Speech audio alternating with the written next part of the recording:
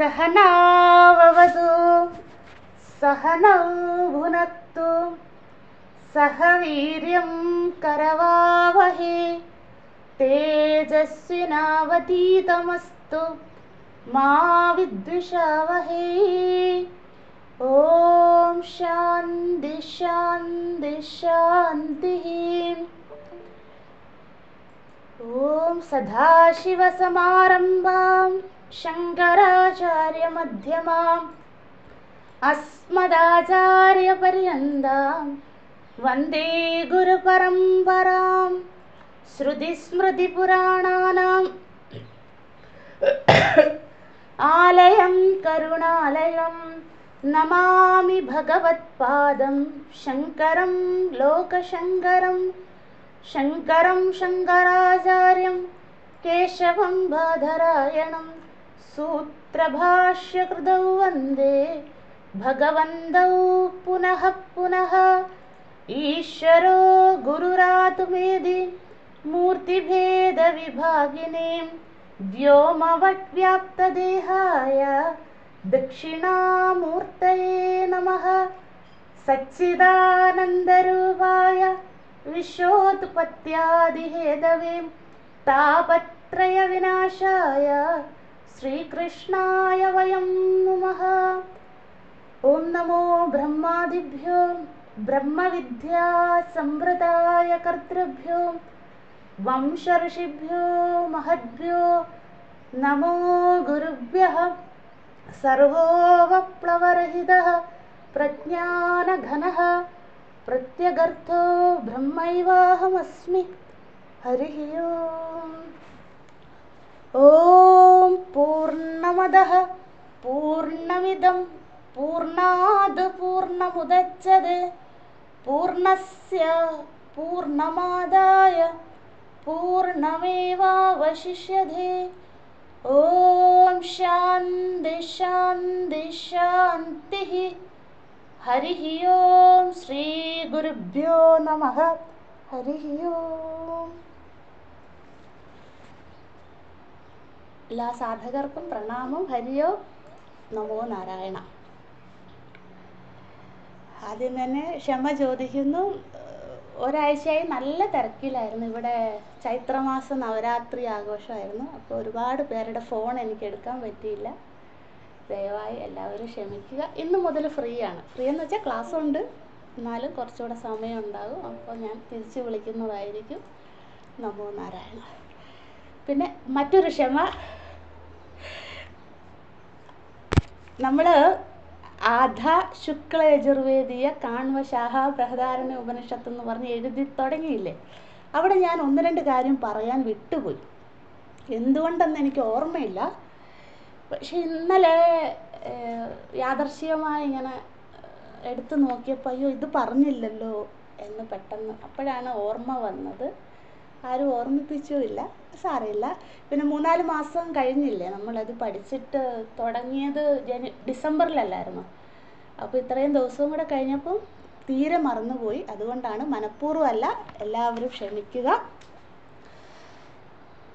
ബൃഹദാരണ്യ ഉപനിഷത്ത് നമ്മൾ എടുത്തല്ലോ, അവിടെ എടുക്കുക, ആ പേജ് എടുക്കുക. അതായത് ഫസ്റ്റ് പേജ് എടുക്കണേ. ഓം നമ പരമഋഷിഭ്യോ നമ പരമഋഷിഭ്യോ നമ പരമഋഷിഭ്യ. യാജ്ഞവൽക്യ മഹർഷിയുടെ പാദങ്ങളിൽ സാഷ്ടാംഗം പ്രണമിച്ച് ക്ഷമ ചോദിച്ചുകൊണ്ട് ഞാൻ വീണ്ടും പറയുകയാണ്. അധ ശുക്ല യജുർവേദീയ കാണ്വശാഖ ബൃഹദാരണ്യ ഉപനിഷത്ത് എന്ന് നമ്മൾ പഠിച്ചില്ലേ. അവിടെ നമ്മൾ പറഞ്ഞിരുന്നു കാണ്വശാഖയാണ് നമ്മൾ പഠിക്കുന്നത്. ഈ ഉപനിഷത്തിന് 2 ശാഖകളുണ്ട്, കാണ്വശാഖയും മാധ്യന്തിനിക ശാഖയെന്ന് പറഞ്ഞു. നമ്മൾ പഠിക്കുന്ന കാണ്വശാഖയാണെന്ന് പറഞ്ഞു. മാധ്യന്തിനിക ശാഖ എന്നുള്ള പേര് മാത്രമേ ഞാൻ പറഞ്ഞുള്ളൂ, അതിനെക്കുറിച്ച് പറഞ്ഞില്ല. ഓർമ്മയുണ്ടെന്ന് വിചാരിക്കുന്നു. ഒന്നുകൂടെ പറയാം. നമ്മൾ അത ശുക്ല യജുർവേദീയ കാണ്വശാഖ ബൃഹദാരണ്യ ഉപനിഷത്താണ് പഠിക്കുന്നത്. കാണ്വശാഖയാണ് പഠിക്കുന്നത്. എന്തുകൊണ്ടാണ് കാണ്വശാഖ പഠിക്കുന്നതെന്ന് പറഞ്ഞു. മാധ്യന്തിനിക ശാഖ എന്ന് പറഞ്ഞൊരു ശാഖയുണ്ടെന്ന് പറഞ്ഞു, പക്ഷെ അതിനെക്കുറിച്ച് പറഞ്ഞില്ല, പേര് മാത്രമേ പറഞ്ഞുള്ളൂ എന്നാണ് എൻ്റെ ഓർമ്മ. അപ്പം ദയവായി ക്ഷമിക്കുക. എന്താണ് മാധ്യന്തിനിക ശാഖ എന്ന് നമുക്ക് പഠിക്കാം. അധ ശുക്ലയജുർവേദീയ ബൃഹദാരണ്യക ഉപനിഷത്തിന്, ബൃഹദാരണ്യ ഉപനിഷത്തിന് ശുക്ലയജുർവേദത്തിലാണെന്ന് നമ്മൾ പറഞ്ഞു. എന്താണ് ശുക്ലയജുർവേദം എന്നും പഠിച്ചിരുന്നു. ശുക്ലയജുർവേദത്തിന് മറ്റ് 2 പേരുകളുണ്ട്, അതും ഞാൻ പറഞ്ഞില്ല, എന്താ ചെയ്യുക. ഒന്നാമത്തെ പേര് വാചസനേയ സംഹിത. ഇത് നമ്മൾ ഈശാവാസ്യം പഠിച്ചപ്പോൾ അത് പറഞ്ഞിരുന്നു, എഴുതിക്കോളൂ. വാചസനേയ സംഹിത. എനിക്ക് തോന്നുന്നു ആ സമയത്ത് ഞാൻ യാത്രയിലായിരുന്നല്ലോ, അപ്പം അതിൻ്റെ തിരക്കും പിന്നെ പല മൈൻഡ് അങ്ങനെയായിരുന്നു, അതുകൊണ്ടാണെന്ന് തോന്നുന്നു, മനഃപൂർവ്വം അല്ല കേട്ടോ. പക്ഷെ ഭഗവാൻ നോക്ക്, യാജ്ഞവൽക്യ മഹർഷി അത് കാണിച്ചു തരുന്നുണ്ട്. അതാണ് ഗുരുവിൻ്റെ നമ്മുടെ സൂക്ഷ്മമായ അനുഗ്രഹം എന്ന് പറയുന്നത്. അതാണ് നമ്മൾ എവിടെ വിട്ടുപോയോ അവിടെ നമ്മളെ ഓർമ്മിപ്പിച്ച് തരുന്നു. അതാണ് ഞാൻ എപ്പോഴും പറയുന്ന, യാജ്ഞവൽക്യ മഹർഷി സൂക്ഷ്മമായി നമ്മളോടൊപ്പം കൂടെ ഉണ്ട്. ശുക്ലയജുർവേദത്തിന് മറ്റൊരു പേരാണ് വാചസനീയ സംഹിത. എന്തുകൊണ്ട്? അത് നമ്മൾ പഠിച്ചിരുന്നു. അതായത് യാജ്ഞവൽക്യ മഹർഷിക്ക് 2 ഗുരുക്കന്മാർ, ഒന്ന് വൈശമ്പായന മഹർഷി, പിന്നെ മറ്റൊന്ന് സൂര്യഭഗവാൻ.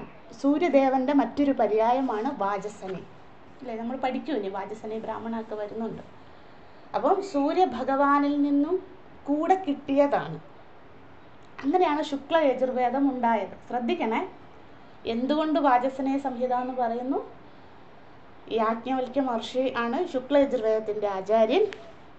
ശുക്ല യജുർവേദം എന്നത് സൂര്യഭഗവാനിൽ നിന്നുകൂടി കിട്ടിയ മന്ത്രങ്ങൾ അടങ്ങിയതാണ്. അതുകൊണ്ട് അദ്ദേഹത്തിനോടുള്ള, ആരോടുള്ള? സൂര്യദേവതയോടുള്ള ആദരണാർത്ഥം വാചസനേയ സംഹിത എന്നും ശുക്ല യജുർവേദത്തിന് മറ്റൊരു പേരുണ്ട്. പിന്നെ മറ്റൊരു പേരും കൂടെ ഉണ്ട്, അത് നിങ്ങൾ കേട്ടിട്ടുണ്ടോ എന്ന് അറിയില്ല, ആദ്യമായിട്ടാണ് ഞാൻ പറയുന്നത്, എഴുതി വെച്ചോളൂ. ശുക്ല യജുർവേദത്തിൻ്റെ മറ്റൊരു പേരാണ് ശതപഥ ബ്രാഹ്മണം. ശതപഥ, ധായാണ്, രഥത്തിൻ്റെ ധായാണ് കേട്ടോ. രഥം എന്ന് എഴുതില്ലേ, ആധ. പഥികൻ എന്നൊക്കെ എഴുതില്ലേ, പഥികൻ, ആധ, ധ. ശത, ശതം എന്ന് എഴുതില്ലേ, 100. ശ ത പ ധ. ശതപഥ ബ്രാഹ്മണം. ശുക്ല യജുർവേദത്തിൻ്റെ മറ്റൊരു പേരാണ് ശതപഥ ബ്രാഹ്മണം. ശുക്ല യജുർവേദത്തിൻ്റെ മറ്റൊരു പേരാണ് ശതപഥ ബ്രാഹ്മണം. തുടക്കത്തിലേ എഴുതണം കേട്ടോ, എവിടെയെങ്കിലും ഒന്ന് സ്ഥലമില്ലെങ്കിലും എഴുതണം, കാരണം നമ്മളത് കഴിഞ്ഞു പോയതായതുകൊണ്ട് ഒന്ന് മാർക്ക് ചെയ്ത് എഴുതുക. എന്താണ് ശുക്ല യജുർവേദത്തിന് 2 പേരുകളുണ്ട്. ഒന്ന് വാചസനേയ സംഹിത, സൂര്യദേവനോടുള്ള ആദരണാർത്ഥം വാചസനേയ സംഹിത എന്ന് വിളിക്കുന്നു. മറ്റൊരു പേര് ശതപഥ ബ്രാഹ്മണം. അത് വിളിക്കാൻ കാരണം, ശതപഥ ബ്രാഹ്മണം എന്ന് പറയാൻ കാരണം, ഇതിൽ ബൃഹദാരണ്യ ഉപനിഷത്തിൽ 100-ലധികം പദങ്ങൾ, പദം എന്ന് വെച്ചാൽ മന്ത്രം എന്നുള്ള അർത്ഥം, പദം എന്ന വാക്കിന് അർത്ഥം മന്ത്രം. 100-ലധികം മന്ത്രങ്ങൾ മറ്റു ഉപനിഷത്തുക്കളുമായി താരതമ്യം ചെയ്യുമ്പോൾ 100-ലധികം മന്ത്രങ്ങൾ അടങ്ങിയതാണ്. അതുകൊണ്ട് എന്താണ്, ആ ബൃഹദാരണ്യകത്തിൻ്റെ വലിപ്പം കാണിക്കാനായിട്ട് ശതപഥ ബ്രാഹ്മണം എന്ന് വിളിക്കുന്നു. ബൃഹദാരണ്യം എവിടെയാണ്? ശുക്ല യജുർവേദത്തിൽ. അതുകൊണ്ട് ഇതിനെ ബൃഹദാരണ്യത്തിനോടുള്ള ആദരണാർത്ഥം എന്ത് വിളിക്കുന്നു? ശതപഥ ബ്രാഹ്മണം എന്ന് വിളിക്കുന്നു. അപ്പം എന്താണ് വാചസനേയ സംഹിത എന്ന് മറ്റൊരു പേര് ശതപഥ ബ്രാഹ്മണമെന്നും. പിന്നെ ഇനി നിങ്ങൾ പൂർണ്ണമതയൊക്കെ കഴിഞ്ഞിട്ട് നമ്മൾ ഇങ്ങോട്ട് വരുമ്പം ബൃഹദാരണ്യ ഉപനിഷത്ത് എന്നുള്ള വാക്കിൻ്റെ അർത്ഥം പഠിച്ചു. എന്താണ് ബൃഹത്ത്, എന്താണ് ആരണ്യം. അത് കഴിഞ്ഞ് നമ്മൾ പഠിച്ചാണ് ഈ ഉപനിഷത്തിന് 2 ശാഖയുണ്ടെന്ന് പഠിച്ചു. അതിൽ കാണ്വശാഖ എന്തെന്ന് നമ്മൾ കണ്ടിരുന്നു. ഒരിക്കൽ കൂടെ പറയാം. കാണ്വശാഖ എന്ന് പറയുന്നത് ഭഗവത്പാദ ആദിശങ്കരാചാര്യ സ്വാമികൾ ബൃഹദാരണ്യക ഉപനിഷത്തിന് ഭാഷ്യം എഴുതിയത് കാണ്വശാഖയിലാണ്. അതുകൊണ്ടാണ് കാണ്വശാഖ നമ്മൾ പഠിക്കുന്നത്. പിന്നെ മറ്റൊരു ശാഖ ഉണ്ടായിരുന്നു, ഇപ്പം അതില്ല കേട്ടോ, അതുകൊണ്ടാണോ മറന്നുപോയെന്ന് അറിഞ്ഞില്ല. മറ്റൊരു ശാഖ ഉണ്ടായിരുന്നു. എന്താണ്? മാധ്യന്തിന ശാഖ. മാധ്യന്തിന, അധ്യാത്മം എന്നൊക്കെ എഴുതില്ലേ, അധ്യാപിക എന്നൊക്കെ എഴുതില്ലേ, ആ അധ്യായാണ് മാധ്യന്തിന ശാഖ. അതിപ്പോൾ ഇല്ല. ഒരു 2000 വർഷത്തിലധികമായി അത് നഷ്ടപ്പെട്ടു പോയി. അപ്പം എവിടെയും ഭാരതത്തിൽ മാധ്യന്തിന ശാഖ പഠിക്കുന്ന ഒരു സ്ഥലവും ഇല്ലെന്നാണ് ശങ്കര പരമ്പരയുടെ അറിവിൽ ഇല്ല. ഇനി അല്ലാത്തടത്തും ഉണ്ടോ, പക്ഷെ അവർ പ്രചരിപ്പിക്കുന്നില്ല അതൊന്നും. 2000 വർഷത്തിലധികമായി മാധ്യന്തിന ശാഖ നശിച്ചുപോയി, അന്യം നിന്നുപോയി. അപ്പോൾ മാധ്യന്തിന ശാഖ ഭഗവാൻ ശങ്കരാചാര്യ സ്വാമികളെ അവതരിക്കുന്നതിന് മുമ്പ് ഉണ്ടായിരുന്ന ശാഖയാണ്. ശുക്ലയജുർവേദത്തിൽ ബൃഹദാരണ്യത്തിൽ എന്ത് ചെയ്തു? മാധ്യന്തിനികം എന്നൊരു ശാഖയുണ്ടായി. അത് ഭഗവത്പാദരുടെ അവതാരത്തിന് മുമ്പാണ്. അപ്പം ഇതിൻ്റെ ആചാര്യൻ എഴുതിക്കോളൂ, ഭർതൃപ്രപഞ്ചൻ എന്നാണ് അദ്ദേഹത്തിൻ്റെ പേര്. ഭർതൃപ്രപഞ്ചൻ, ശ്രദ്ധിക്കണേ, ഭർതൃപ്രപഞ്ചൻ എന്നാണ് അദ്ദേഹത്തിൻ്റെ പേര്. ആയിരുന്നു അദ്ദേഹം ജീവിച്ചിരുന്നത്. അദ്ദേഹം ബൃഹദാരണ്യ ഉപനിഷത്തിൻ്റെ അദ്ദേഹത്തിൻ്റെതായ വ്യാഖ്യാനം എഴുതി. ഭാഷ്യം എന്ന് വെച്ചാൽ വ്യാഖ്യാനം. ഭർതൃപ്രപഞ്ചൻ ബൃഹദാരണ്യ ഉപനിഷത്ത് ശുക്ലയജുർവേദത്തിൽ നിന്ന് എടുത്തു. എന്നിട്ട് അദ്ദേഹം എന്ത് ചെയ്തു? അദ്ദേഹത്തിൻ്റെതായ രീതിയിൽ ഇതിനെ വ്യാഖ്യാനിക്കാൻ തുടങ്ങി. പക്ഷെ ആ വ്യാഖ്യാനത്തിന് എന്തു പറ്റി? ഒരു കുഴപ്പമുണ്ടായിരുന്നു. ഇനി അതുകൊണ്ടാണോ അന്യം നിന്ന് പോയെന്നറിയില്ല. ഇതെന്താണ്? ഭേദാഭേദവാദമാണ് അദ്ദേഹം പ്രചരിപ്പിച്ചത്. അതായത് ദ്വൈതം, ഇത്രയേ ഉള്ളൂ. ദ്വൈതവാദത്തിന് മറ്റൊരു പേരാണ് ഭേദ അഭേദം, ദ്വൈതമതം, ഭേദാഭേദവാദം. ആര്? ഭർതൃപ്രപഞ്ചൻ എന്ന ആചാര്യൻ. അദ്ദേഹം എന്താണ് മാധ്യന്തിന ശാഖയിൽ അദ്ദേഹം പറഞ്ഞത്, അല്ലെ ഭാഷ്യത്തിൽ, ബൃഹദാരണ്യ ഉപനിഷത്ത് ഭാഷ്യത്തിൽ എന്താണ് അദ്ദേഹം പ്രചരിപ്പിക്കാൻ ശ്രമിച്ചത്? ഭേദാഭേദവാദം അല്ലെങ്കിൽ മതം എന്നും പറയും. അദ്ദേഹത്തിൻ്റെ അഭിപ്രായം, മതം എന്ന് വെച്ചാൽ അഭിപ്രായം. അദ്ദേഹത്തിൻ്റെ അഭിപ്രായം എന്താണ്? ഞാൻ വേറെ, ഈശ്വരൻ വേറെ. അങ്ങനെയാണ് വ്യാഖ്യാനിച്ചത്. അതുകൊണ്ട് അതിനെ എന്ത് വിളിച്ചു? ഭേദാഭേദവാദം എന്ന് വിളിച്ചു. അങ്ങനെ ഭർതൃപ്രപഞ്ചൻ മാധ്യന്തിന ശാഖയ്ക്ക് വ്യാഖ്യാനം എഴുതി. അപ്പോൾ അതിനുശേഷം എന്ത് ചെയ്തു? ഭഗവത്പാദർ അവതരിച്ചു. അപ്പം അദ്ദേഹത്തിൻ്റെ ഗുരുനാഥൻ ഗൗഡപാദാചാര്യ സ്വാമികൾ, പിന്നെ ഗോവിന്ദ ഭഗവത്പാദാചാര്യ സ്വാമികൾ, ഇവരൊക്കെ അവർ പറഞ്ഞു ദശോപനിഷത്തിന് ഭാഷ എഴുതാൻ പറഞ്ഞു. ആദ്യം വിഷ്ണു സഹസ്രനാമത്തിന് എഴുതി. അത് അപ്രൂവ് ചെയ്ത് ഗുരുക്കന്മാർ ഗംഭീരമായിരിക്കുന്നു, അപ്പോൾ എന്താണ്, നീ ഇനി ദശോപനിഷത്തിന് എഴുതിക്കോളാൻ പറഞ്ഞു. ഇങ്ങനെ ദശോപനിഷത്തിന് ഭാഷ എഴുതി ബൃഹദാരണ്യം എത്തിയപ്പോൾ അദ്ദേഹം അവതരിച്ച ആ സമയമുണ്ടല്ലോ, ആ സമയത്ത് മാധ്യന്തിന ശാഖ കുറച്ചൊക്കെ ഉണ്ടായിരുന്നു, മുഴുവനായിട്ടുമില്ല. കാരണം അത് ഭർതൃപ്രപഞ്ചന് ശേഷം അത് പ്രചരിപ്പിക്കാൻ ആളില്ലാണ്ട് പോയി അല്ലേ. പരമ്പര വേണ്ടേ, സമ്പ്രദായ പരമ്പര വേണ്ടേ. അങ്ങനെ സമ്പ്രദായ പരമ്പര ഇല്ലാണ്ട് അത് പ്രചരിപ്പിക്കാൻ ആളില്ലാണ്ട് അത് ശോഷിച്ചു വന്നു. അപ്പം ഭഗവത്പാദരോട് ഗുരുക്കന്മാരിങ്ങനെ പറഞ്ഞപ്പോഴെന്താണ്, ഇതിൻ്റെ കുറച്ചൊക്കെ ഉണ്ട്. അപ്പം ഗൗഡപാദാചാര്യ സ്വാമികൾ പറഞ്ഞു, ഇത് മുഴുവൻ ഭേദാഭേദവാദമാണ്. നമ്മൾ അതിനെ ഖണ്ഡിച്ചുകൊണ്ട് നമ്മൾ എന്ത് ചെയ്യണം? നമ്മളതിനെ അദ്വൈതവാദം, ഈ ബൃഹദാരണ്യത്തിന് ഭാഷ്യം എഴുതണം, കമൻ്ററി എഴുതണം എന്ന് പറഞ്ഞ് ഭഗവത്പാദർ പറഞ്ഞു, ആചാര്യസ്വാമികൾ പറഞ്ഞു ശരി. അപ്പം എന്ത് ചെയ്തു, ഈ മാധ്യന്തിന ശാഖയെ മുഴുവൻ ഖണ്ഡിച്ചുകൊണ്ട്, അത് അദ്ദേഹം പറയുന്നത് ശരിയല്ല, അദ്വൈതത്തിനെ പുനഃസ്ഥാപിച്ചു. അങ്ങനെ എന്ത് ചെയ്തു, കാണ്വ ശാഖയ്ക്ക് 2 ശാഖയുണ്ടെന്ന് പറഞ്ഞു. അപ്പോൾ എന്ത് ചെയ്തു, ആചാര്യസ്വാമികൾ കാണ്വ ശാഖയ്ക്ക് ഭാഷ്യം എഴുതി. നമ്മൾ പഠിക്കുന്നത് കാണ്വ ശാഖയാണ്. അപ്പോൾ എന്താണ് ഈ മാധ്യന്തിനവും കാണ്വവും തമ്മിലുള്ള വ്യത്യാസം മനസ്സിലായല്ലോ. മാധ്യന്തിനം എന്ന് വെച്ചാൽ ദ്വൈതം, കാണ്വം എന്ന് വെച്ചാൽ അദ്വൈതം. ഇത്രയേ ഉള്ളൂ. വളരെ സിമ്പിളായിട്ട് പറഞ്ഞ അദ്വൈത പ്രചാരം. അപ്പം നമ്മൾ പഠിക്കുന്നത് ബൃഹദാരണ്യ ഉപനിഷത്ത് കാണ്വ ശാഖ. അതിൻ്റെ ആചാര്യൻ ഭഗവാൻ ഭാഷ്യകാരൻ. ഭേദാഭേദത്തിൻ്റെ അല്ലെങ്കിൽ മാധ്യന്തിനത്തിൻ്റെ ആചാര്യൻ ഭർതൃപ്രപഞ്ചം. അദ്ദേഹത്തിന് ഇല്ലാണ്ടായിപ്പോയി ആളുകൾ. ഇപ്പം നിങ്ങൾ മാധ്യന്തിന ശാഖയുടെ ഭാഷ്യം നോക്കിയാൽ ഇല്ല, കിട്ടാനില്ല.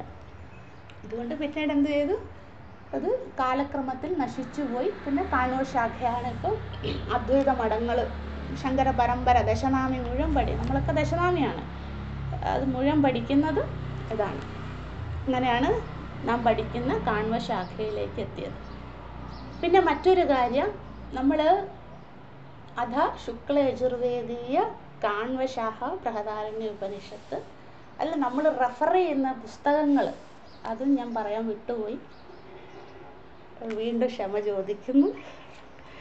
നമ്മൾ പഠിക്കുന്ന പുസ്തകങ്ങൾ, ഒന്ന് ശങ്കരഭാഷ്യം. നമ്മൾ ശങ്കരദൂതരാണ്. ഭഗവാൻ ശങ്കരാചാര്യസ്വാമികളുടെ ദൂതരാണ്, ശിഷ്യരാണ്. അദ്വൈത മതമാണ് നമ്മൾ പഠിക്കുന്നത്, കാണ്വ ശാഖയാണ് പഠിക്കുന്നത്. അതുകൊണ്ട് പ്രധാന വ്യാഖ്യാനം ശങ്കരഭാഷ്യം പഠിക്കും. അത് വെച്ചാണ് നമ്മൾ ഓരോ വാക്കിൻ്റെ അർത്ഥം പഠിക്കുന്നത്. പിന്നെ നമ്മൾ റെഫർ ചെയ്യുന്നത് ബൃഹദാരണ്യക വാർത്തികം. വേണ്ടവർ എഴുതിക്കോളൂ, ഇതൊക്കെ ജസ്റ്റ് ഫോർ യുവർ ഇൻഫർമേഷൻ. പിന്നെ മഹത്വബുദ്ധി ഉണ്ടാകാൻ വേണ്ടി ഇത്രയുമൊക്കെയാണ് ഞാൻ പഠിക്കുന്നത്. അപ്പം നമുക്ക് എന്താണ്, അതിനോടൊരു മഹത്വബുദ്ധി ഉണ്ടാവും, ശ്രേഷ്ഠത, നമ്മളെപ്പോഴും ഗ്രാറ്റിറ്റ്യൂഡ് ഉണ്ടാവും. അതിനു വേണ്ടിയാണ് ഇതൊക്കെ പറയണത്. പിന്നെ ഇതിൻ്റെ മഹത്വം നമ്മൾക്ക് മനസ്സിലാകാൻ വേണ്ടി, എങ്കിലല്ലേ മഹത്വബുദ്ധി ഉണ്ടാവുകയുള്ളൂ നമുക്ക്. ബൃഹദാരണ്യക വാർത്തികം പഠിക്കുന്നുണ്ട്, അതും റെഫർ ചെയ്യുന്നുണ്ട്. ബൃഹദാരണ്യ വാർത്തികം അത് എഴുതിയ ആള് സുരേശ്വരാചാര്യ സ്വാമികളാണ്. ഭഗവാൻ ശങ്കരാചാര്യ സ്വാമികളുടെ 4 ശിഷ്യന്മാരിൽ പ്രധാന 4 ശിഷ്യന്മാരിൽ ഒരാൾ സുരേശ്വരാചാര്യ സ്വാമികൾ. നിങ്ങൾക്കറിയാമല്ലോ, 4 ശിഷ്യന്മാരുടെ കാര്യമൊന്നും ഞാൻ പറയണ്ട, നിങ്ങൾക്കറിയാം. തൊടകാചാര്യർ അത് ഇത്യാദികൾ, പത്മപാദാചാര്യർ, അതിൽ ഒരാളാണ് സുരേശ്വരാചാര്യ സ്വാമികൾ. സുരേശ്വരാചാര്യ സ്വാമികൾ ആചാര്യസ്വാമികൾ എഴുതിയ ഈ കമൻട്രിക്ക്, ബൃഹദാരണ്യത്തിൻ്റെ കമൻട്രിക്ക് വാർത്തികം എഴുതി. വാർത്തികം എന്ന് വെച്ചാൽ ശ്ലോകരൂപത്തിലുള്ള വ്യാഖ്യാനം എന്നാണ് വാർത്തികം എന്ന വാക്കിൻ്റെ അർത്ഥം. ശ്ലോകരൂപത്തിലുള്ള വ്യാഖ്യാനം എന്തിന്? ഭാഷ്യത്തിന്. അപ്പം ശ്രദ്ധിക്കണേ, ബൃഹദാരണ്യം മെയിൻ കമൻട്രി ശങ്കരഭാഷ്യം, പിന്നെ സബ് കമൻട്രി എന്താണ്? ബൃഹദാരണ്യ വാർത്തികം. ഇത് 1100 ശ്ലോകങ്ങളുണ്ട്, അല്ലെങ്കിൽ 1100 വാർത്തികങ്ങളുണ്ട്. 1100. ഇത് പഠിക്കണമെങ്കിൽ മിനിമം 12-13 വർഷം വേണം. അത് മാത്രം പഠിക്കണമെങ്കിൽ, അത്രയും ഗഹനമാണ്. വാർത്തികം പഠിക്കുക എന്ന് പറഞ്ഞാൽ എളുപ്പമല്ല, അത്രയും ഡീപ്പായിട്ടാണ് പോയിരിക്കുന്നത്.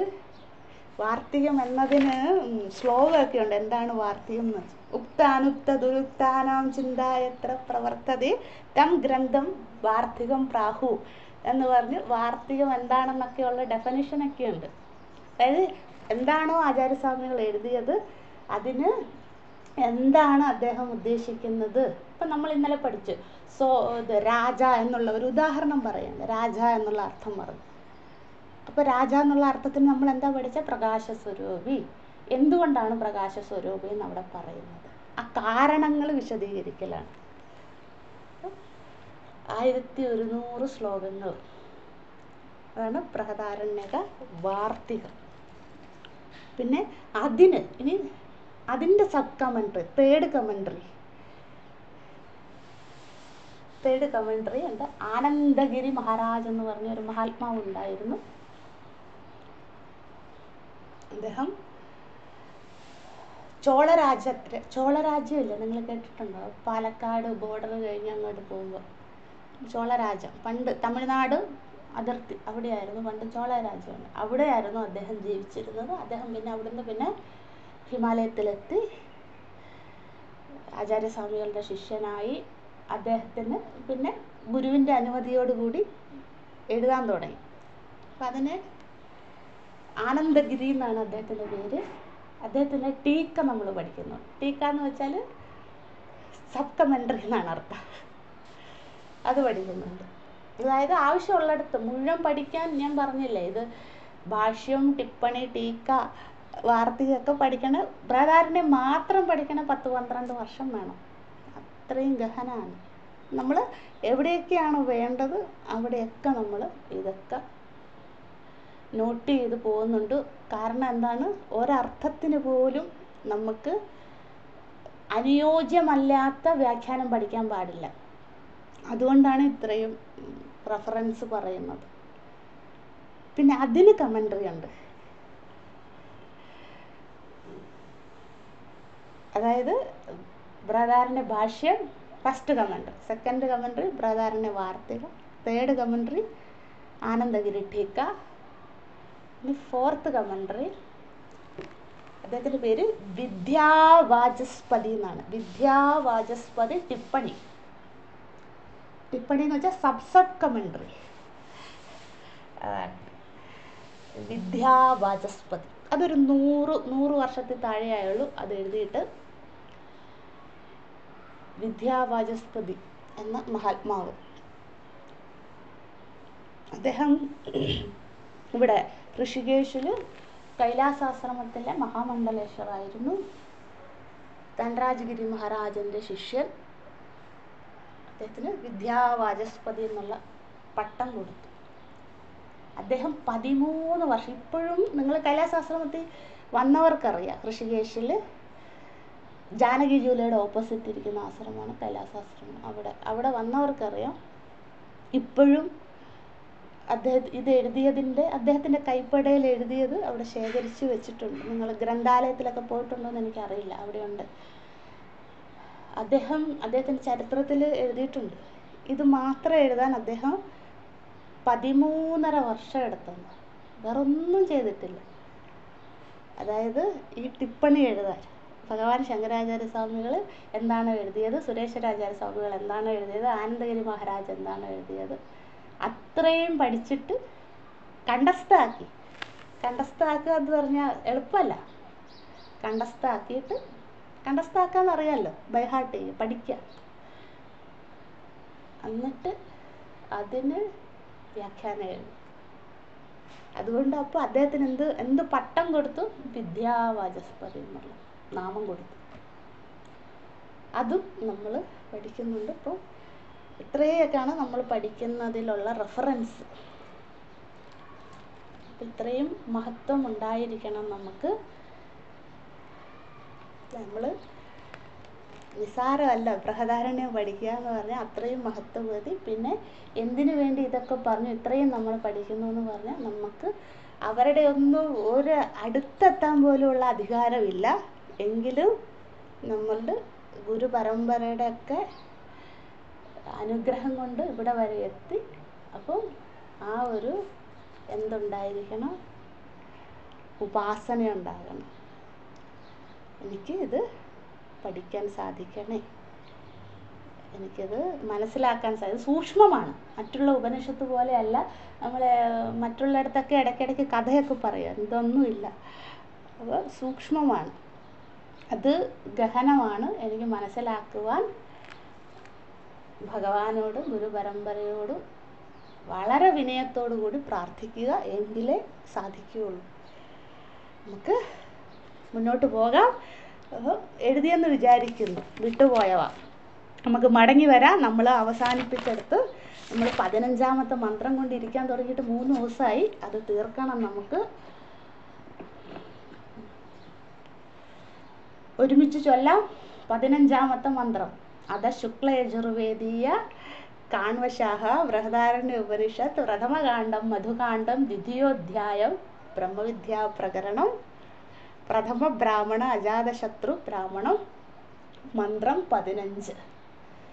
സഹോവാച അജാതശത്രുഃ പ്രതിലോമം ച ഏതത് യഃ ബ്രാഹ്മണഃ ക്ഷത്രിയം ഉപേയാത് ബ്രഹ്മമേ വക്ഷ്യാമി ഇതി വി ഏവത്വാ ജ്ഞപയിഷ്യാമി ഇതി തം പാണൗ ആധായ ഉത്തസ്ഥൗ തൗഹ പുരുഷം സുപ്തം ആജമ്യദുഃ തം ഏതൈഹി നാമഭിഃ ആമന്ത്രായാം ചക്രേ ബൃഹൻ പാണ്ഡരവാസഃ സോമോ രാജൻ ഇതി സഹ ന ഉത്തസ്ഥൗ തം പാണിന ആപേക്ഷം ബോധയാം ചകാര സഹ ഹ ഉത്തസ്ഥൗ. അവിടെ അജാതശത്രു ഗാർഗ്യനും മടങ്ങി വരികയാണ്. ഇവർ തമ്മിലുള്ള സംവാദം എന്തായിരുന്നു? ബ്രാഹ്മണനായ അങ്ങ് എന്തുകൊണ്ടാണ് എൻ്റെ അടുത്ത്, ക്ഷത്രിയനായ എൻ്റെ അടുത്ത് ഗുരുപസത്തി നടത്തുന്നത് എന്ന് ചോദിച്ചു. അതിനുള്ള മറുപടിയൊക്കെ കണ്ടു നമ്മൾ. ഒരു കാര്യം കൂടെ അവിടെ എഴുതിക്കോളൂ. ആരാണ് ബ്രാഹ്മണൻ എന്ന്. ഇത് ഭാഷ്യത്തിലുള്ളതാണ്. ധ്വംസ ധ്വംസ ധ്വം എഴുതില്ലേ? ധയുടെ ധ പിന്നെ എല്ല് തിരിച്ചിടുക, പൂജയിടുക. ധ്വം ധ്വം സ നാരായണ ധ്വംസ സ സ ദീർഘമുണ്ട്. ധ്വംസ അവിവേകഃ. ഇത്രയേ ഉള്ളൂ. ധ്വംസ അവിവേകഃ ഇതി ബ്രാഹ്മണഃ. ആരാണ് ബ്രാഹ്മണൻ? നമ്മൾ ധർമ്മങ്ങളൊക്കെ പഠിച്ചു. ബ്രാഹ്മണന് ചെയ്യാൻ സാധിക്കുന്നവ, ചെയ്യാൻ പാടില്ലാത്തവ അതൊക്കെ കണ്ടു. ഇനി ആരാണ് ബ്രാഹ്മണൻ? ധ്വംസാം അവിദ്യ അവിവേകഃ. അല്ലെ, അവിദ്യ എന്ന് പറയാൻ കേട്ടോ, തെറ്റൊന്നുമില്ല. പക്ഷെ ആചാര്യസ്വാമികൾ ഉപയോഗിച്ചിരിക്കുന്ന വാക്ക് അവിവേകഃ എന്നാണ്. അതുകൊണ്ട് നമുക്ക് അത് തന്നെ എഴുതാം. ധ്വംസാം അവിവേകഃ ഇതി ബ്രാഹ്മണ. ആരാണോ അവിവേകത്തെ ഇല്ലാണ്ടാക്കാൻ പരിശ്രമിക്കുന്നവൻ അല്ലെ പരിശ്രമിക്കുന്നവൾ. ഇവിടെ സ്ത്രീലിംഗം പുല്ലിംഗം ഒന്നുമില്ല. ആരാണോ തന്നിലെ അവിവേകത്തെ ഇല്ലാണ്ടാക്കുവാൻ പരിശ്രമിക്കുക. ധ്വംസാം, അതാണ് ധ്വംസനം ചെയ്യുക എന്ന് വെച്ചാൽ ഛേദിക്കുക, ഇല്ലാണ്ടാക്കുക. ടു റിമൂവ് എന്നുള്ള അർത്ഥം. ആരാണോ തന്നിലെ അവിവേകത്തെ ഇല്ലാണ്ടാക്കുവാൻ പ്രയത്നിക്കുന്നത് അവരെ എന്ത് വിളിക്കുന്നു? ബ്രാഹ്മണൻ എന്ന് വിളിക്കുന്നു. ഞാൻ പറഞ്ഞല്ല, ആചാര്യസ്വാമികൾ പറയുകയാണ് ബ്രാഹ്മണൻ ആരാന്ന്. അല്ലേ, നമ്മുടെ കണ്ണ് തുറപ്പിക്കുകയാണ് ഇവിടെ. നമ്മൾ വിചാരിച്ച് ഇത്രയും കാലം ആരാണ് ബ്രാഹ്മണൻ? അതൊന്നും, അവരാരും ബ്രാഹ്മണരല്ല. ആരാണ് ബ്രാഹ്മണൻ? ധ്വംസാം. കാണാണ്ട് പഠിക്കണം കേട്ടോ. ഇത് 10 തവണ പറയുമ്പോൾ നിങ്ങൾ തന്നെ പഠിക്കും. ധ്വംസാം അവിവേക. അത്രയേ ഉള്ളൂ, 2 പദമേ ഉള്ളൂ. ധ്വംസാം അവിവേകഃ. ആരാണോ തന്നിലെ അവിവേകത്തെ ഇല്ലാണ്ടാക്കുവാൻ പ്രയത്നിക്കുന്നത്. ഏത് വാക്ക് വേണേലും എഴുതാം. അവരെയാണ് ഇവിടെ ബ്രാഹ്മണൻ എന്ന് വിളിക്കുന്നത്. അപ്പം അജാതശത്രു ആരാണ്? ബ്രാഹ്മണനാണ്. ക്ഷത്രിയ കുലത്തിൽ ജനിച്ചു, വംശത്തിലൊക്കെ പോട്ടെ. ഇവിടെ കുലവോ വംശമോ ജാതിയോ ഗോത്രമോ ഒന്നുമില്ല. അജാതശത്രു ആരാണ്? ബ്രാഹ്മണനാണ്. എന്ന് വെച്ചാൽ എന്തുകൊണ്ട് ബ്രാഹ്മണൻ എന്ന് പറയുന്നു? അദ്ദേഹം അവിവേകത്തെ ഇല്ലാണ്ടാക്കിയതാണ്. അല്ലേ? അകത്തും പുറത്തുമുള്ള ശത്രുവിനെ ജയിച്ച ആളാണ് അജാതശത്രു. അതിൻ്റെ അർത്ഥം എന്താ? വിവേകി, ജ്ഞാനി, അല്ലേ? അതുകൊണ്ട് അജാതശത്രു ബ്രാഹ്മണൻ തന്നെ. ഗാർഗ്യൻ ബ്രാഹ്മണ കുലത്തിൽ ജനിച്ചു, വംശത്തിൽ ജനിച്ചു, ഗോത്രത്തിൽ ജനിച്ചു. പക്ഷേ ഗാർഗ്യൻ ബ്രാഹ്മണനല്ല. എന്തുകൊണ്ട്? അദ്ദേഹം പഠിക്കുകയൊക്കെ ചെയ്തു. പക്ഷെ എന്താണ്? അദ്ദേഹത്തിനോടൊപ്പം അവിവേകമുണ്ടായിരുന്നു, അല്ലേ? അതുകൊണ്ടാണ് ഗർവത്തെ ഇല്ലാണ്ടാക്കാൻ സാധിച്ചത്, അല്ലേ? അദ്ദേഹത്തിന് സാധിച്ചില്ലല്ലോ ഗർവത്തെ ഇല്ലാണ്ടാക്കാൻ. അപ്പം അദ്ദേഹം ബ്രാഹ്മണനല്ല. അപ്പം നമ്മളൊക്കെ ആരാണ്? നമ്മളൊക്കെ അവിവേകത്തെ ഇല്ലാണ്ടാക്കാൻ ശ്രമിക്കുന്നുണ്ട്, ബ്രാഹ്മണർ തന്നെ. പക്ഷെ അതിലൊരു കാര്യമുണ്ട്, അതുകൂടെ ചിന്തിക്കണേ. ആദ്യം ഞാൻ അംഗീകരിക്കണം എനിക്ക് അവിവേകമുണ്ടെന്ന്. ശ്രദ്ധിക്കണേ. ആദ്യം ഞാൻ അംഗീകരിക്കണം, ഞാൻ തന്നെ അംഗീകരിക്കണം. എന്ത്? എനിക്ക് അവിവേകമുണ്ട്, അല്ലേ? ഞാൻ ശ്രേഷ്ഠനൊന്നുമല്ല, എനിക്ക് ഒരുപാട് അവിവേകങ്ങളുണ്ട്, അല്ലേ? അതിനെ അംഗീകരിക്കുക ആദ്യം. എങ്കിലേ ധ്വംസനം ചെയ്യാൻ സാധിക്കൂ, ഇല്ലാണ്ടാക്കാൻ സാധിക്കുകയുള്ളൂ, അല്ലേ? ഞാൻ ഇപ്പം എനിക്ക് പനിയുണ്ടെന്ന് ഞാൻ അംഗീകരിച്ചാലല്ലേ അതിൻ്റെ മരുന്ന് കഴിക്കാൻ പറ്റുള്ളൂ, അല്ലേ?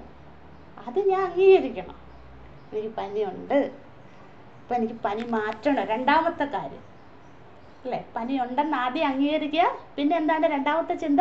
പനി മാറ്റണമെന്ന് ചിന്ത വരണം, അല്ലേ? അതായത് അവിവേകമുണ്ടെന്ന് ഞാൻ ആദ്യം അംഗീകരിക്കുക. രണ്ടാമത് അവിവേകം മാറ്റണമെന്ന് ചിന്തിക്കുക, സങ്കല്പം ഉണ്ടാക്കുക, അല്ലേ? അപ്പം അവിവേകമുണ്ടെന്ന് അംഗീകരിക്കുക. രണ്ടാമത്തെ എന്താണ്? അവിവേകം മാറ്റണമെന്നുള്ള സങ്കല്പം ഉണ്ടാക്കുക. എങ്കിലേ പ്രയത്നിക്കാൻ സാധിക്കും. അപ്പം മൂന്നാമത്തതാണ് പ്രയത്നം. പെട്ടെന്നൊരാൾക്ക് ബ്രാഹ്മണനാകാൻ സാധിക്കില്ല. ഈ 2 പടികളും കടന്നാലേ. ഏത് പടി? അംഗീകാരം, സങ്കല്പം, മൂന്നാമത്തതാണ് പ്രയത്നം. സൂക്ഷ്മമാണ് കേട്ടോ ഇത്. ഒന്നുകൂടെ പറയാം. ആദ്യം അംഗീകരിക്കുക, ഞാൻ പൂർണ്ണനല്ല, ഞാൻ തൃപ്തനല്ല, ഇത്യാദി കാര്യങ്ങൾ അംഗീകരിക്കുക. അപ്പോൾ എനിക്ക് എന്ത് സങ്കല്പം ഉണ്ടാകണം? ഞാൻ അംഗീകരിച്ചു, എനിക്ക് പനിയാണ്, പനി മാറ്റിയില്ലെങ്കിൽ ശരിയാവില്ല, അപ്പോൾ ഞാൻ അതിനു വേണ്ടി സങ്കല്പിക്കുക, എനിക്ക് പനി മാറ്റണം എന്നുള്ള സങ്കല്പം ഉണ്ടാകും.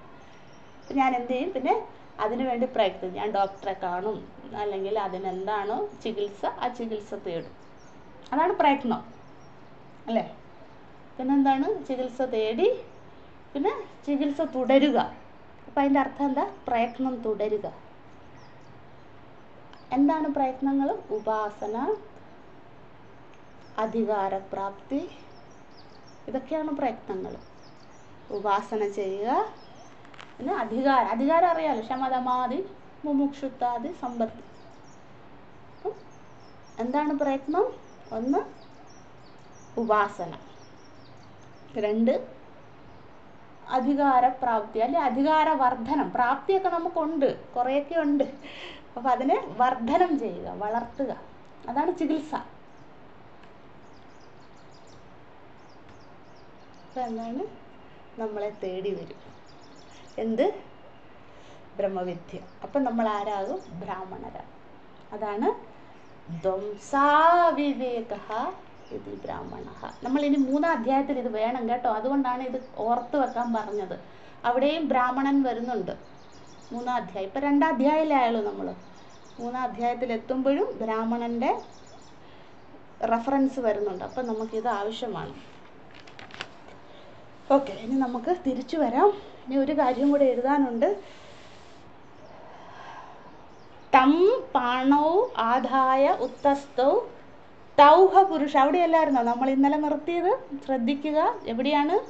തൗഹ പുരുഷം സുപ്തം ആജഗ്മധുഃ തം ഏതോ നാമഭിഹി ആമന്ത്രായം ചക്രേ. അവിടെയല്ലേ? ബൃഹൻ പാണ്ഡരവാസ്. അതൊക്കെ നമ്മൾ കണ്ടു. ഇനി ഇവിടെ ഒരു കാര്യം എഴുതിക്കോളൂ. തൗ പുരുഷം സുപ്തം ആജഗ്മധുഃ. അവിടെ ബ്രാക്കറ്റിൽ എഴുതിക്കോളൂ. ബ്രഹ്മവിദ്യാ ഉപദേശ ഉപക്രമം. ബ്രഹ്മവിദ്യാ ഉപദേശ ഉപക്രമം. ബ്രഹ്മവിദ്യാ ഉപദേശ ഉപക്രമം. ഇവിടെയാണ് ബ്രഹ്മവിദ്യ ഉപദേശ ഉപക്രമം എന്ന് വെച്ചാൽ എന്താണ്? ഇൻട്രൊഡക്ഷൻ, ആരംഭിക്കുന്നത്. ഇവിടെ എവിടെയാണ്?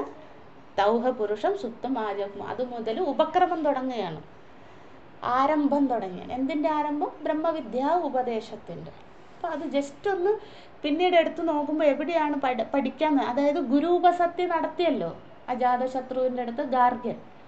അപ്പം ഗുരു ചേർത്ത് പിടിച്ചു, ശിഷ്യഭാവത്തിൽ ഉപസരിച്ചതുകൊണ്ട് എന്നിട്ട് ചോദ്യങ്ങൾ ചോദിച്ചു. എന്തിനാണ് എൻ്റെ അടുത്ത് വന്നത്, എന്തിനാണ് തല താഴ്ത്തിയിരിക്കുന്നത് ഇത്യാദി ചോദ്യങ്ങളൊക്കെ കഴിഞ്ഞതിന് ശേഷം തം പാണോ ആദായ ഉത്തസ്തോ, ശിഷ്യൻ്റെ തോളിൽ തട്ടിക്കൊണ്ട് അവനെ ചേർത്ത് പിടിച്ചുകൊണ്ട് ശിഷ്യനോട് എഴുന്നേക്കാൻ പറഞ്ഞല്ലോ. ഉത്തസ്തോ, നീ എഴുന്നേറ്റ് നിൽക്കൂ എന്ന് പറഞ്ഞല്ലോ. അതിനുശേഷം ശിഷ്യൻ്റെ മുഖത്ത് നോക്കിക്കൊണ്ട് ശിഷ്യനോടായിക്കൊണ്ട് ഗുരുനാഥൻ ഇവിടെ ഉപദേശം ആരംഭിക്കുകയാണ്. പിന്നെ ഒരു കാര്യം കൂടെ, ഉത്തസ്തോ എന്നുള്ള വാക്കില്ലേ, എഴുന്നേൽക്കൂ എന്ന് പറഞ്ഞല്ലോ അല്ലേ, നീ എഴുന്നേറ്റ് നിൽക്കാൻ പറഞ്ഞു. അപ്പം ഗുരുനാഥൻ മുന്നിൽ, അപ്പം ചിത്രം ഉണ്ടാകണം മനസ്സിൽ. ഗുരുനാഥൻ അജാതശത്രു മുന്നിൽ നിൽക്കുന്നു അല്ലേ, അതിൻ്റെ മുന്നിൽ നമ്മുടെ മുന്നിൽ ഇവർ രണ്ടാളും ഉണ്ട്. അപ്പം ഗാർഗ്യൻ്റെ അടുത്ത് എഴുന്നേൽക്കാൻ പറഞ്ഞല്ലോ. അപ്പോൾ ഇവിടെ എന്തായിരിക്കും എഴുന്നേൽക്കുക? വെറുതെ അങ്ങ് എഴുന്നേറ്റ്, നമ്മുടെ സ്ഥൂല ശരീരത്ത് എഴുന്നേൽക്കാനല്ല പറയുന്നത്. നീ എഴുന്നേറ്റ് നിൽക്ക്, നീ ഇരുന്നാൽ എനിക്ക് പഠിപ്പിക്കാൻ പറ്റൂല, ഉപദേശിക്കാൻ പറ്റൂല, നീ എൻ്റെ അടുത്ത് കുറച്ച് വിനയമൊക്കെ കാണിക്കണം, ഞാൻ ക്ലാസ് എടുക്കുമ്പോൾ ഇരിക്കാൻ പാടില്ല, നീ എഴുന്നേറ്റ് നിൽക്കണം, അതല്ല അർത്ഥം. അതായത് ശരീരം എഴുന്നേറ്റ് നിൽക്കാനല്ല പറയുന്നത്. എന്താണ് പറയുന്നത്? അപ്പോൾ എന്തിൽ നിന്നും എഴുന്നേൽക്കാനായിരിക്കും? അവിദ്യായാമുത്തസ്തോ, നീ നിന്റെ അവിദ്യയിൽ നിന്ന് എഴുന്നേൽക്കൂ, നിന്റെ അഹങ്കാരത്തിൽ നിന്ന് നീ എഴുന്നേൽക്കൂ അല്ലേ, അതാണ് അർത്ഥം. മനസ്സിലാവുന്നുണ്ടല്ലോ അല്ലേ? അതായത് അജാതശത്രുവിൻ്റെ മുന്നിൽ ഇരുന്ന ഗാർഗ്യനോട് എഴുന്നേൽക്കാനല്ല പറയുന്നത്, നീ നിന്റെ അവിദ്യയിൽ നിന്നും, നിന്റെ അഹങ്കാരത്തിൽ. അവിദ്യായാമുത്തസ്തു, അവിദ്യായാം ബഹുവചനാണ് എന്ന് വെച്ചാൽ എന്താണ്? യുഷ്മ ശബ്ദം. അതായത് അവിദ്യായാം, അവിദ്യയിൽ നിന്ന്, അതാണ് ബഹുവചനം ഉപയോഗിക്കുന്നത്. അവിദ്യായ, അപ്പോൾ അവിദ്യായാം എന്നുള്ള വാക്ക് അധ്യാഹാരം ചെയ്യണം, ശ്രദ്ധിക്കണേ. തം പാണോ ആദായ അവിദ്യായാമുത്തസ്തോ, എഴുതിക്കോളൂ. അപ്പം പിന്നീട് നോക്കുമ്പോൾ എളുപ്പമാവും. മനസ്സിലാകുന്നുണ്ടല്ലോ? അതായത് ശിഷ്യൻ്റെ തോളിൽ കെട്ടിക്കൊണ്ട് അവനെ ചേർത്ത് പിടിച്ചുകൊണ്ട് എഴുന്നേൽക്കാൻ പറയുന്നു. എങ്ങനെ എഴുന്നേൽക്കുക? നീ നിൻ്റെ അവിദ്യയിൽ നിന്നും എഴുന്നേൽക്കൂ. അപ്പോൾ കൈ പിടിക്കുകയാണ് ശിഷ്യൻ്റെ. അപ്പോൾ ശിഷ്യൻ ഇങ്ങനെ അഹങ്കാരം കെട്ടിപ്പിടിച്ചുകൊണ്ട് ഇങ്ങനെ ഇരുന്നാൽ എങ്ങനെ കൈ പിടിച്ചുയർത്താൻ സാധിക്കും? ഗുരുവിന് സാധിക്കില്ല. അപ്പം എന്ത് ചെയ്യണം? നിനക്ക്, നീ അവിദ്യയിൽ മൂടിപ്പെട്ടിരിക്കുകയാണ്, അവിടെ നിന്നും നീ എഴുന്നേൽക്കൂ അല്ലേ. അനാദിമായയാ സുപ്തഃ തഥോ വിജീവ പ്രബുദ്ധ്യതേ, അനാദികാലത്തെ മായ കൊണ്ട് അജ്ഞാനത്തിൽ മൂടപ്പെട്ടിരിക്കുകയാണ്. അപ്പോൾ നീ എഴുന്നേൽക്കൂ എന്ന് പറയുകയാണ്. ഉത്തസ്തോ, ഉത്തസ്തോ എന്ന് വെച്ചാൽ പിടിച്ചു വലിക്കുകയല്ല അജാതശത്രു, ഗാർഗ്യനോട് എഴുന്നേൽക്കാൻ പറയുകയാണ്. അപ്പം അതിൻ്റെ അർത്ഥം എന്താ? സ്വയം പ്രയത്നം കുര്യാത്, നീ സ്വന്തമായിട്ട് പ്രയത്നിക്കും, ഞാൻ അതിനുള്ള മരുന്നൊക്കെ തരാം, പക്ഷെ നീ മരുന്ന് കഴിക്കണം. അതാണ് സ്വയം പ്രയത്നം. സ്വയം എന്ന് വെച്ചാൽ നീ തന്നെ, സ്വന്തം, സ്വയം പ്രയത്നം കുര്യാത്, അതാണ് ഉത്തസ്തോ എന്നുള്ള വാക്കിൻ്റെ അർത്ഥം. അവിദ്യായാം ഉത്തസ്തോ എന്ന് വെച്ചാൽ എന്താണ്? നീ അവിദ്യയിലാണ്, അതുകൊണ്ട് നീ സ്വയം പ്രയത്നം, പ്രയത്നം എന്ന് വെച്ചാൽ അറിയാമല്ലോ, നീ തന്നെ പ്രാക്ടീസ് ചെയ്യുക, നീ തന്നെ പ്രയത്നിക്കുക. സ്വയം പ്രയത്നം കുരിയാത്. കുരിയാതെന്ന് വെച്ചാൽ ചെയ്യ വേണം, തീർച്ചയായിട്ടും ചെയ്യണം. ഇപ്പം ഞാൻ ചെളിയിൽ കിടക്കുകയാണ്, അപ്പോൾ ആ ചെളിയിൽ കിടന്നിട്ട് കാര്യമില്ല, എനിക്ക് അവിടെ നിന്ന് എഴുന്നേൽക്കണം. അപ്പോൾ ഒരാൾ കൈ പിടിക്കുമ്പോൾ ഞാൻ പുറകോട്ട് വലിച്ചാലോ, ഞാനും വീഴും അയാളും വീഴും അല്ലേ. അപ്പോൾ ഞാനും കൂടെ പ്രയത്നിക്കണം. ഗുരുവിന് ഭക്ഷണം വായിൽ വെച്ച് തരാനേ പറ്റുള്ളൂ, ചവച്ചിറക്കേണ്ടത് ആരാണ്? ശിഷ്യനാണ്. അതുകൊണ്ടാണ് പറയുന്നത് പ്രയത്നം എന്നുള്ള വാക്ക് അവിടെ ഇമ്പോർട്ടൻ്റ്. എന്നിട്ട് ഉപദേശം ആരംഭിക്കുകയാണ്. അപ്പം എഴുന്നേറ്റു ആര്? നമ്മുടെ ഗാർഗ്യൻ എഴുന്നേറ്റു. അപ്പം എഴുന്നേറ്റ കണ്ടപ്പം അജാതശത്രുവിന് മനസ്സിലായി, ഞാൻ പറഞ്ഞതൊക്കെ മനസ്സിലാക്കിയിട്ടുണ്ട്, അവിദ്യയിലാണെന്ന് അവൻ അംഗീകരിച്ചു, പ്രയത്നിക്കാമെന്നും അംഗീകരിച്ചു. അതിൻ്റെ ആ ഒരു സ്ഥൂലമായ ഒരു ഭാവമാണ് എഴുന്നേറ്റ് നിന്നു. എഴുന്നേറ്റിട്ട് അപ്പം എന്ത് ചെയ്യുന്നു? തം പുരുഷം സുപ്തം ആചകം. ബ്രഹ്മവിദ്യ ഉപദേശം ഉപക്രമം. ഉപക്രമം എന്ന് വെച്ചാൽ ആരംഭം. നമ്മൾ പഠിച്ചിട്ടുണ്ട്. ഉപക്രമം, ഉപസംഹാരോ, അർത്ഥവാദോ, അനുപത്തിച്ച ഇത്യാദി വാക്കുകളൊക്കെ. ഉപക്രമം എന്ന് വെച്ചാൽ ആരംഭം, ആമുഖം എന്ന് വേണമെങ്കിൽ പറയാം. അങ്ങനെ ഉപദേശം ആരംഭിച്ചു. എന്താണ്? ഉപദേശത്തിൻ്റെ പേരും കൂടി എഴുതിക്കോളൂ. ഞാൻ ഒരുപാട് നിങ്ങളെ എഴുതിപ്പിക്കുന്നു, നിവൃത്തിയില്ല, ഒരുപാടുണ്ട്. ബൃഹദാരണ്യവും വെറും കൈ കെട്ടി കേട്ടിരിക്കാൻ പറ്റൂല, എഴുതിക്കൊണ്ടേയിരിക്കണം. അത്രയും ഉണ്ട് ഭാഷ്യം, അതുകൂടെ എഴുതിക്കോളൂ. ബ്രഹ്മവിദ്യ ഉപദേശ ഉപക്രമം എന്ന് എഴുതിയല്ലോ, ഇനി അതിൻ്റെ താഴെ എഴുതുക സുഷുപ്തി വിചാരം. എല്ലാവരും ക്ഷമിക്കുക, എഴുതുക സുഷുപ്തി വിചാരം. ഉപദേശം ആരംഭിക്കുന്നത് സുഷുപ്തി വിചാരത്തോടു കൂടിയാണ്. സുഷുപ്തി അറിയാമല്ലോ, ഉറക്കം, ഗാഢനിദ്ര. ഇവിടെ ആരംഭിക്കുന്നത് ഗാഢനിദ്രയെക്കുറിച്ച് പറഞ്ഞുകൊണ്ടാണ് ഉപദേശം ആരംഭിക്കുന്നത്. അപ്പം നമ്മൾ വിചാരിക്കരുത് എന്തുകൊണ്ടാണ് ആദ്യം പറഞ്ഞ കാര്യങ്ങളൊന്നും ഉപാസന പറഞ്ഞു കൊടുത്തില്ല അജാതശത്രു ഗാർഗ്യൻ്റെ അടുത്ത്, എന്താണ് അധികാരം എന്ന് പറഞ്ഞു കൊടുത്തില്ല. ഇതൊക്കെയല്ലേ നമ്മൾ തുടക്കത്തിൽ പഠിക്കുന്ന സാധനചതുഷ്ടയ സമ്പത്തിക്കും നിത്യാനിത്യ വസ്തു വിവേകം ഇത്യാദിയൊക്കെയല്ലേ നമ്മൾ ആദ്യം പഠിച്ചത്. അതൊന്നും പറഞ്ഞു കൊടുക്കാതെ മാണ്ഡവ്യത്തിലേക്ക് പോയിരിക്കുകയാണ്, അതായത് സുഷുപ്തിയിലേക്ക് പോയിരിക്കുകയാണ്. അതിൻ്റെ അർത്ഥം എന്താണ്? ഗാർഗ്യൻ ബ്രഹ്മവിദ്യ പഠിച്ചതാണ്, അദ്ദേഹത്തിന് ജ്ഞാനമുണ്ട്, ഗർവം കൊണ്ട് ആ ജ്ഞാനം മൂടപ്പെട്ടിരിക്കുകയാണ്, അഹങ്കാരം മൂടപ്പെട്ടിരിക്കുകയാണ്. അപ്പോഴെന്താണ്? അദ്ദേഹത്തിന് പ്രാഥമികമായ പടികളൊന്നും വേണ്ട. അദ്ദേഹത്തിന് എന്താണ് സ്വപ്നം, സുഷുപ്തി, ജാഗ്രത ഇതൊക്കെ അറിയാം.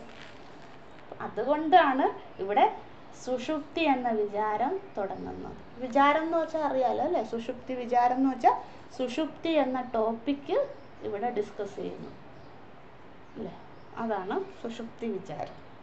അത് നമ്മൾ കണ്ടിരുന്നു. ഗുരു ശിഷ്യനോടായി പറയുന്നു, ഉറങ്ങുന്ന സമയം എല്ലാവരും എല്ലാ ജീവാത്മാക്കളും അടയുന്ന അവസ്ഥയാണ് സുഷുപ്തി എന്ന അവസ്ഥ. എന്നിട്ട് എന്താണ്? തം ഏതേ നാമഭിഹി ആ മന്ത്രായം ചക്രേ. പക്ഷെ ഉറങ്ങുമ്പോഴെന്താണ്? അദ്ദേഹത്തിൻ്റെ നാസികയിൽ കൂടെ ഉച്ഛ്വാസ നിശ്വാസ പ്രാണന പ്രക്രിയ നടക്കുന്നുണ്ട്. ആ പ്രാണനെയാണ് പരമാത്മാവ് എന്ന് വിളിക്കുന്നത്. ആ പ്രാണന്റെ ലക്ഷണങ്ങൾ നമ്മൾ പഠിച്ചു. ബൃഹൻ പാണ്ഡരവാസഃ സോമ രാജൻ ഇത്യാദി ലക്ഷണങ്ങൾ പഠിച്ചു. നിങ്ങൾ വീണ്ടും എഴുതിക്കോളൂ. പ്രാണൻ നമ്മൾ ഇത് പഠിച്ചത് വേറൊരിടത്ത് പഠിച്ചിരുന്നു, ശാന്തോഗ്യ ഉപനിഷത്ത്. വെറുതെ എഴുതിക്കോളൂ, പഠിച്ചാണ്. സുഷുപ്തി എന്നതും പ്രാണൻ എന്നതിനെ കുറിച്ച്, അതായത് നമ്മൾ ഉറങ്ങുന്ന ഗാഢനിദ്രയിൽ പ്രാണന പ്രക്രിയ ചെയ്യുന്നു, ഉച്ഛ്വാസ നിശ്വാസം ചെയ്യുന്നു എന്നത് നമ്മൾ പഠിച്ചത് ചാന്തോഗ്യ ഉപനിഷത്ത്. എന്നെഴുതിയാൽ മതി, നമുക്ക് മനസ്സിലാവുമല്ലോ. ചാന്തോഗ്യ ഉപനിഷത്ത് 7-ാം അധ്യായം 15-ാം ഖണ്ഡം 7-15 7-15 1 മുതൽ 4 വരെയുള്ള മന്ത്രങ്ങൾ. 7-15 1 to 4 എന്ന് എഴുതിയാൽ മതി. 7.15.1 to 4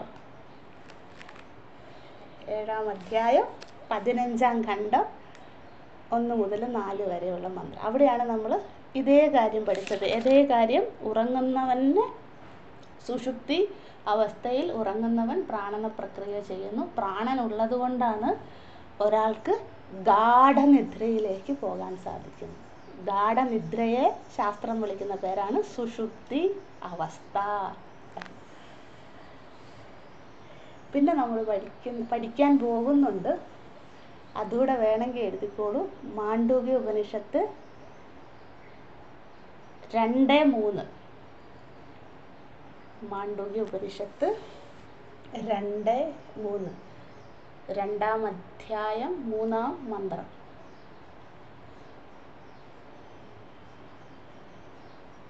വെറുതെ ഞാനൊന്ന് ആ മന്ത്രം ചൊല്ലാം, നിങ്ങൾ വെറുതെ കേട്ടോളൂ. മാണ്ഡൂക്യ അത്രയും ശ്രേഷ്ഠമാണ്. ന സുപ്തോ ന കഞ്ചന കാമം കാമയതേ ന കഞ്ചന സ്വപ്നം പശ്യതി തത് സുഷുപ്തം. അതായത് ഒന്നും കാമിക്കാനും പറ്റില്ല, ഒന്നും സ്വപ്നം കാണാനും പറ്റില്ല. ആ അവസ്ഥയാണ് സുഷുപ്തി എന്ന് പറഞ്ഞു. ആ മാണ്ഡൂക്യത്തിൽ നമ്മൾ പഠിക്കും വിസ്തരിച്ച്. ചാന്തോക്യത്തിൽ നമ്മൾ പഠിച്ചത് എങ്ങനെയെന്ന് വെച്ചാൽ ജസ്റ്റ് ആ മന്ത്രം പറയാം, അപ്പം നിങ്ങൾക്ക് ഓർമ്മ വരും. മാതാ ന മാതാ ഭവതി പിതാ ന പിതാ ഭവതി ഭ്രാതാ ന ഭ്രാതാ ഭവതി ആചാര്യ ന ആചാര്യ ഭവതി. ഓർമ്മയുണ്ടോ? അതായത് ഉറങ്ങുന്ന സമയത്ത് ഒരാൾ മാതാവാണെങ്കിൽ അയാൾ മാതാവല്ല, ഉറങ്ങുന്ന സമയത്ത് ഒരാൾ പിതാവാണെങ്കിൽ അയാൾ പിതാവല്ല. ഭ്രാത എന്ന് വെച്ചാൽ ജ്യേഷ്ഠനാണ്, അത് ജ്യേഷ്ഠനല്ല, അല്ലാണ്ടായി മാറും. ആചാര്യ ന ആചാര്യാവും. വലിയ ആചാര്യനായിക്കോട്ടെ, അവർ ഉറങ്ങുമ്പോൾ ആചാര്യനല്ല. ഓർമ്മയുണ്ടെന്ന് വിചാരിക്കുന്നു. 7-ാം അധ്യായത്തിൽ 7-ാം അധ്യായം നമ്മുടെ നാരദ മഹർഷിയും സനത്കുമാര മഹർഷിയും തമ്മിൽ. അതിനെയാണ് നാരദ സുഷുപ്തി എന്ന് പറയുന്നത് നമ്മൾ പഠിച്ച്. അപ്പോൾ ഇത്രയേ ഉള്ളൂ. ഇവിടെയൊക്കെ സുഷുപ്തി പറയുന്നുണ്ട്. സുഷുപ്തി എന്ന് വെച്ചാൽ എന്താണ്? സുഖമഹം അപ്സാസം ന കിഞ്ചിതവേദിശ. സുഖമായി ഒന്നിനെ അറിയാത്ത അവസ്ഥ, അതിനെയാണ് സുഷുപ്തി എന്ന് പറയുന്നത്. ഇനി ഒരു കാര്യം കൂടെ എഴുതാനുണ്ട്. 2 തരം സുഷുപ്തിയുണ്ട്. അത് നമ്മൾ ഇതുവരെ പഠിച്ചിട്ടില്ല, ഭാഷ്യത്തിലുള്ളതാണ്. 2 തരം സുഷുപ്തി വിചാരം ഒന്ന് ഹെഡിങ് കൊടുത്തില്ലേ, അതിൻ്റെ താഴെ എഴുതുക നമ്പർ 1. 2 തരം സുഷുപ്തിയുണ്ട്. അത് ഇമ്പോർട്ടൻ്റ് ആണ്, ഹൈലൈറ്റ് ചെയ്ത് വെക്കണം കേട്ടോ. കരണമന്ദീഭാവ അവസ്ഥ ഒന്നാമത്തത്. കരണമന്ദീഭാവ അവസ്ഥ. എല്ലാവരുടെയും തലേന്ന് പുകയൊക്കെ വരും. ഇപ്പോൾ എഴുതിക്കോളും, മനസ്സിലാകുന്നോ ഇല്ലത് രണ്ടാമത്. അത് നമ്മൾ ഗുരു പരമ്പരയ്ക്കും ഭഗവാന്റെയും ഭാഗത്തിൽ കൊടുക്കുക. ഞാൻ എൻ്റെ ധർമ്മം ചെയ്യുക, ഞാൻ ശ്രവണം നന്നായിട്ട് ചെയ്യുക, വിചാരം നന്നായിട്ട് ചെയ്യുക. എഴുതി വെക്കുക, വിചാരം ചെയ്യുക. അത് ചെയ്താൽ ബാക്കി മനസ്സിലാക്കി തരുന്നതും ഓർമ്മയിലാക്കി തരുന്നതൊക്കെ അവർ ചെയ്തോളും, ഗുരു പരമ്പര ചെയ്തോളും. ഞാൻ എൻ്റെ ഡ്യൂട്ടി ചെയ്യുക. എന്താണ് ഡ്യൂട്ടി? എഴുതി വെക്കുക.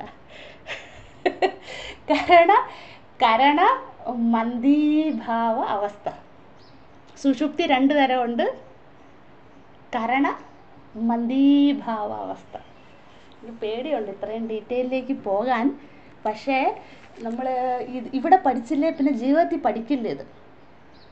ഇതൊക്കെ അറിഞ്ഞിട്ട് വേണ്ടേ നമുക്ക് ശരീരം ഉപേക്ഷിച്ച് പോകാൻ, യോഗഭ്രഷ്ടരായിട്ട് പോകണ്ടേ? അപ്പോൾ ഇതൊക്കെ അറിയണം. വേറെ സ്ഥലമില്ല പഠിക്കാൻ, അതുകൊണ്ടാണ് ഇത് ഇവിടെ പറയുന്നത്.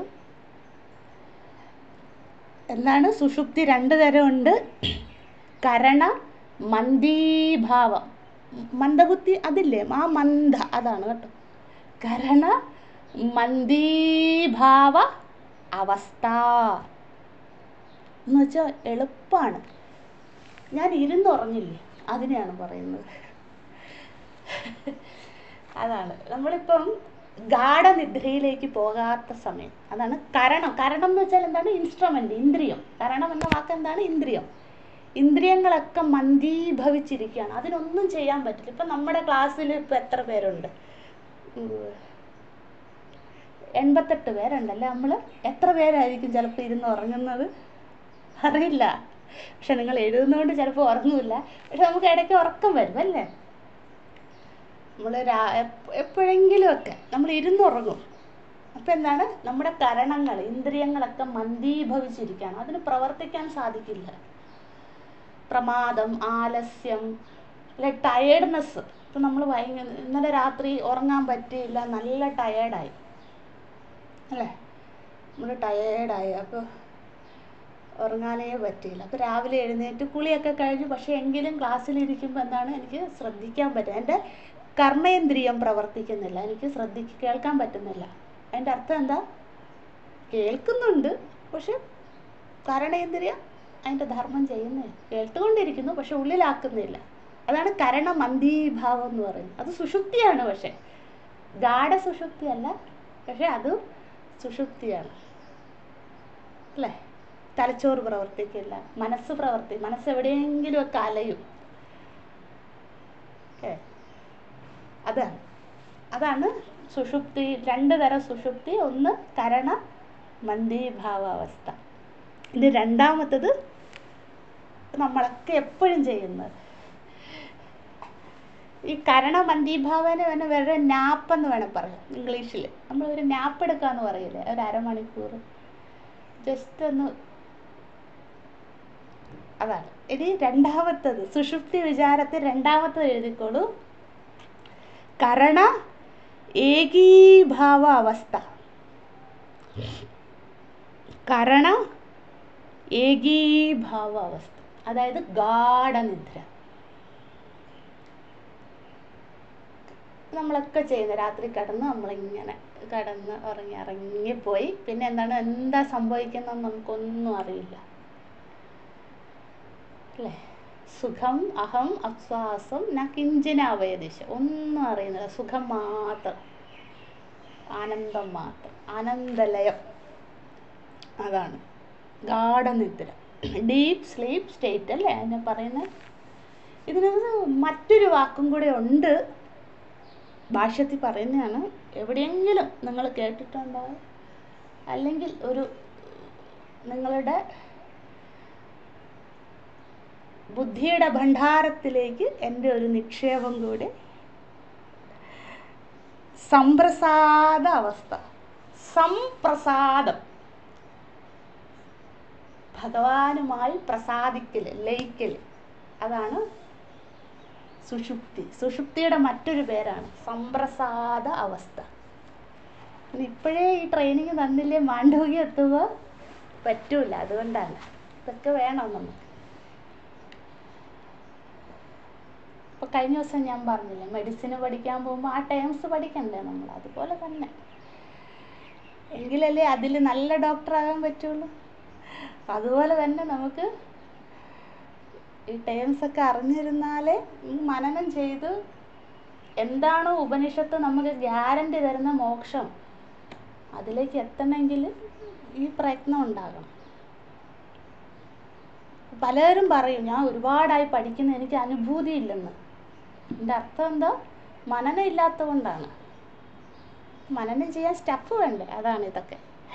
എന്താണ് രണ്ടാമത്തെ സുഷുപ്തി? കരണ ഏകീഭാവ അവസ്ഥ. അതിന് പറയുന്ന മറ്റൊരു പേര് സംപ്രസാദ. പ്രസാദം എന്ന് എഴുതില്ല, അതാണ് കേട്ടോ. സംപ്രസാദ അവസ്ഥ, അതായത് ഗാഠനിദ്ര, ഡീപ്പ് സ്ലീപ്പ്. ഇതാണ് 2 തരം സുഷുപ്തി. എന്നിട്ട് പറയുന്നു, ഇടയ്ക്കൊക്കെ നമ്മൾ ചെയ്യുന്നതാണ്, നിത്യേന ചെയ്യുന്നതാണ്, പക്ഷെ നമുക്ക് ഈ പേരറിയില്ലെന്നേ ഉള്ളൂ. അതിലേക്ക് പോകും. എന്നിട്ട് പറയുന്നു, ഉറങ്ങി എഴുന്നേൽക്കുന്ന അവൻ്റെ കാര്യങ്ങൾ പറയുന്നു. അത് നമുക്ക് നാളെ പഠിക്കാം. ഇപ്പോൾ എന്തെങ്കിലും വിട്ടുപോയിട്ടുണ്ടെങ്കിൽ ദയവായി നിങ്ങൾ അറിയിക്കുക. ഓം നമോ ബ്രഹ്മാദിഭ്യോ ബ്രഹ്മവിദ്യാ സംവൃതായ കർത്തൃഭ്യോ വംശ ഋഷിഭ്യോ മഹദ്ഭ്യോ നമോ ഗുരുഭ്യഃ सर्वोपप्लवरहितः प्रज्ञानघनः प्रत्यगर्थो ब्रह्मैवाहमस्मि। हरिः ओम्। ॐ पूर्णमदः पूर्णमिदं पूर्णाद् पूर्णमुदच्यते पूर्णस्य पूर्णमादाय पूर्णमेवावशिष्यते। ॐ शान्ति शान्ति शान्तिः। हरिः ओम्। श्रीगुरुभ्यो नमः। हरिः ओम्।